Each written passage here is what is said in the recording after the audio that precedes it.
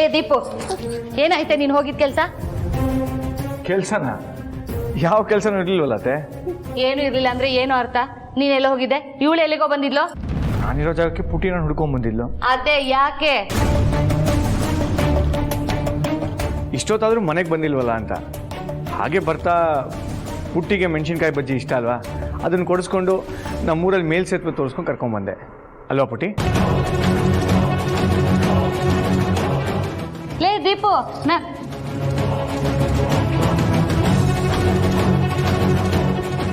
ಏನೋ ಅದು ನಿಂದು ಹೊಸ ವಿಷಯ? ಹೊಸ ವಿಷಯನ? ಏನು ಹೊಸ ವಿಷಯಮ್ಮ? ನಾಟಕ ಆಡ್ಬೇಡ. ನೀನ್ ಮತ್ತೆ ಪ್ರೀತಿ ಗೀತಿ ಅಂತ ತಲೆಗೆ ಹಚ್ಕೊಂಡಿದ್ಯಾ ಅಂತ ನಮಗ್ ಗೊತ್ತು. ಪ್ರೀತಿನ? ಏನಂತ ನೀನು? ಒಂದ್ಸಲ ಏಟ್ ತಿಂದವನು ಮತ್ತೆ ಅದೇ ತಪ್ಪು ಮಾಡ್ತೀನ? ಅದಕ್ಕೆನಾ ದೀಪನ ನನ್ನಿಂದ ಚೂ ಬಿಟ್ಟಿರೋದು? ಅಮ್ಮ, ಆ ಥರ ಎಲ್ಲ ಏನೂ ಇಲ್ಲ. ಇದ್ರೆ ನಾನೇ ಹೇಳ್ತಿರ್ಲಿಲ್ವಾ? ಸುಮ್ಮನೆ ನೀನು ಯಾರ್ಯಾರೋ ಮಾತು ಕೇಳ್ಕೊಂಡು ತಲೆ ಕೆಡಿಸ್ಕೊಬೇಡ. ಅಲ್ಲ ಸಂಜನಾ, ಪಾರ್ಟಿ ಮಾಡೋಣ ಅಂತ ಹೇಳಿ ಇಲ್ಲಿ ಯಾಕೆ ಕರ್ಕೊಂಡ್ ಬಂದಿದ್ಯಾ? ಈಗ ನೋಡು ಏನು ಮಾಡ್ತೀನಿ ಅಂತ.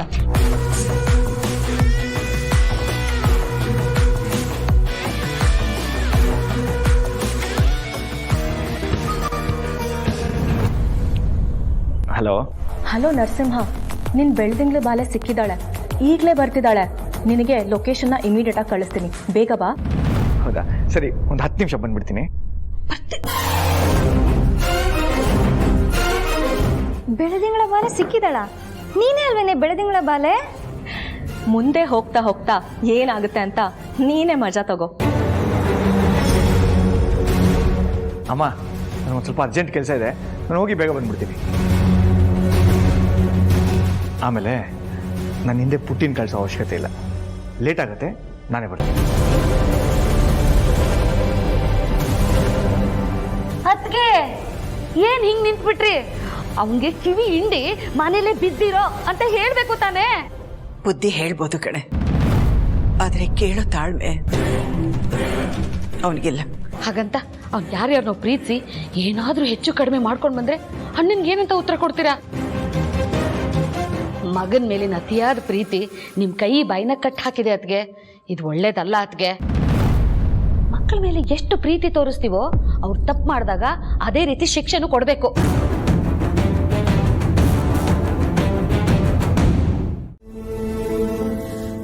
ಹೋಗಿದ ಕೆಲಸ ಏನಾಯ್ತು? ನರಸಿಂಹ ಅವ್ರ ಹುಡುಗಿ ಸಿಕ್ಕಿದ್ರ? ಮತ್ತ್ಯಾಕೆ ಹೀಗಿದ್ದೀರಾ? ಖುಷಿ ವಿಷಯ ತಾನೇ? ಅಲ್ಲ, ಏಕೆ? ಅಣ್ಣ ಪ್ರೀತಿ ಮಾಡ್ತಿರೋ ಹುಡುಗಿ ಒಳ್ಳೆಯಲ್ಲ, ಮೋಸ್ಗತಿ. ಏನು ಹೇಳ್ತಿದ್ದೀರಾ? ಒಂದು ಹುಡುಗಿ ಬೇರೆ ನಂಬರಿಂದ ಅಣ್ಣಂಗೆ ಫೋನ್ ಮಾಡಿ ಇನ್ನೊಂದು ಹುಡುಗಿ ಥರ ಅಣ್ಣನ ಹತ್ರ ಮಾತಾಡಿ ಅಣ್ಣ ಪ್ರೀತಿ ಮಾಡೋ ಥರ ಮಾಡಿದ್ಲು. ಇವತ್ತು ನಾನು ಅಣ್ಣ ಆ ಹುಡುಗಿನ ಭೇಟಿಯಾದ್ವಿ. ಆ ಹುಡುಗಿ ಬೇರೆ ಹೆಸರಿಂದ ನಿಂಗೆ ಮೋಸ ಮಾಡ್ತಿದ್ದಾಳೆ ಅಂತ ಆ ಹುಡುಗಿ ಮುಂದೆನೇ ಹೇಳಿದ್ರು ಅಣ್ಣ ನನ್ನನ್ನು ನಂಬಲಿಲ್ಲ. ಆ ಹುಡುಗಿ ನನ್ನ ಫ್ರೆಂಡ್ ಥರ ಹಾಗೆಲ್ಲ ನಂಗೆ ಮೋಸ ಮಾಡಲ್ಲ ಅಂತ ಅವಳ ಮುಂದೆನೇ ನನ್ನ ಬಾಯಿ ಮುಚ್ಚುತ್ತ. ಈ ಸತ್ಯನ ಅವ್ನಿಗೆ ಹೇಗೆ ಅರ್ಥ ಮಾಡಿಸ್ಲಿ ಅಂತಲೇ ಗೊತ್ತಾಗ್ತಿಲ್ಲ. ಅರ್ಥ ಮಾಡ್ಕೊಳ್ಳೋ ಮನಸ್ಥಿತಿ ಇದ್ದವ್ರಿಗೆ ಮಾತ್ರ ನಾವು ಹೇಳೋದು ಅರ್ಥ ಆಗುತ್ತೆ.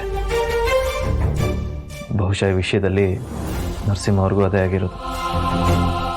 ಅವರು ಅವ್ರ ಫ್ರೆಂಡ್ನ ತುಂಬ ಅತಿಯಾಗಿ ನಂಬಿರೋದ್ರಿಂದ ನೀವು ಏನು ಹೇಳಿದ್ರು ಅವ್ರು ನಂಬೋ ಸ್ಥಿತಿಲಿ ಇಲ್ಲ ಅನ್ಸುತ್ತೆ. ಹಾಗಾದರೆ ಅವ್ನಿಗೆ ಹೇಗೆ ಅರ್ಥ ಮಾಡಿಸ್ಲಿ? ಅರ್ಥ ಮಾಡಿಸೋವಂಥ ಪರಿಸ್ಥಿತಿ ಬರಬೇಕು, ವಾಸ್ತವ ಅವ್ರ ಕಣ್ಮುಂದೆ ಕಾಣಿಸ್ಬೇಕು. ಆಗ ನೀವು ಅಂದ್ಕೊಂಡಿದ್ದು ಮಾಡೋಕ್ಕಾಗೋದು. ನೀವು ಹೇಳ್ತಿರೋದೇನೋ ಸರಿ ಇದೆ, ಆದರೆ ಅರ್ಥ ಮಾಡಿಸ್ಲೇಬೇಕು. ಹೇಗೆ ಮಾಡಲಿ ಅಂತ ನಂಗೆ ಗೊತ್ತಾಗ್ತಿಲ್ಲ.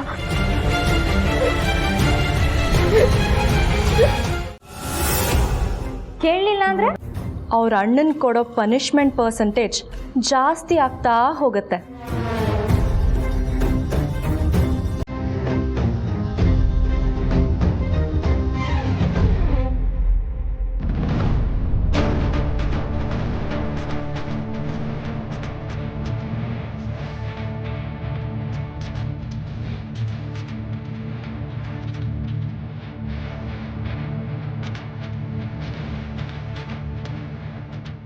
ಅಲ್ಲಿ ನೋಡೆ ಬಂದ್ಲು.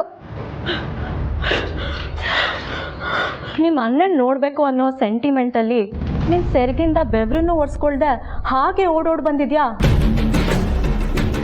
ತಗೋ ಟಿಶ್ಯೂನ, ಮುಖದಲ್ಲಿರೋ ನೀರು ಥರ ಬೆವರನ್ನ ಮೊದಲು ಒರೆಸ್ಕೊಂಡು ಮನಸ್ಸನ್ನ ಹಗೂರ ಮಾಡ್ಕೊ. ಕಣ್ಣೀರು ಒರ್ಸೋಕ್ಕೆ ಯೋಗ್ಯತೆ ಇಲ್ಲದೆ ಇರೋಳು ಬೆವರು ಒರ್ಸೋಕ್ಕೆ ಸಹಾಯ ಮಾಡಬಾರ್ದು.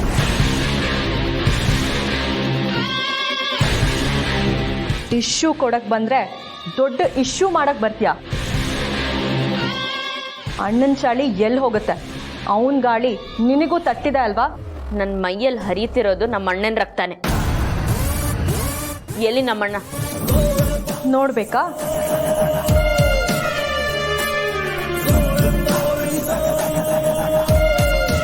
ನೋಡಿ, ಅಲ್ಲಿ ಕೂತಿದ್ದಾನೆ.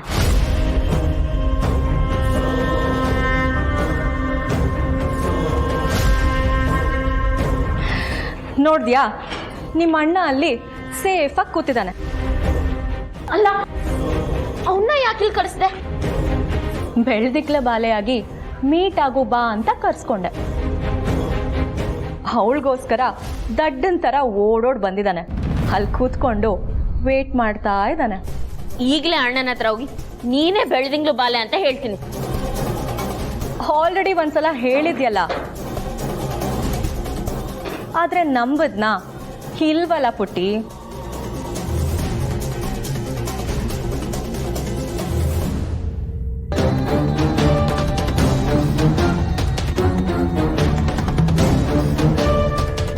ನಮ್ಮಣ್ಣನ್ ಬಿಟ್ಬಿಡಿ.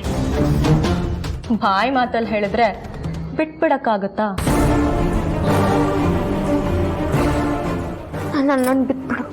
ನನಗೆ ಹೊಡೆದ ಕೈಯಿಂದಾನೆ ನೀನ್ ಕೈ ಮುಗಿಯೋ ಥರ ಆಯ್ತು. ನಿನಗೆ ಈ ಪರಿಸ್ಥಿತಿ ಬರಲಿ ಅಂತಾನೆ ನಾನು ನಿನ್ನನ್ನು ಈ ಜಾಗಕ್ಕೆ ಕರೆಸಿದ್ದು.